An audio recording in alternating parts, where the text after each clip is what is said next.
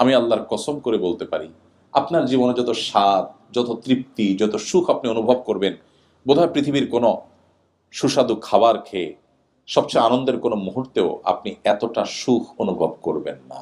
আল্লাহর কাছে ক্ষমা চাওয়াটা এত আনন্দের, এত তৃপ্তির। দুর্ভাগ্য সে মানুষগুলোর যাদের আমাদের জীবনে আল্লাহর কাছে একটি বারের জন্য 40, 50, 60 বছরে মুসলিম হওয়ার পরও চোখের পানি ফেলে 2-5 মিনিটের জন্য ক্ষমা চাওয়ার সুযোগ হয়নি।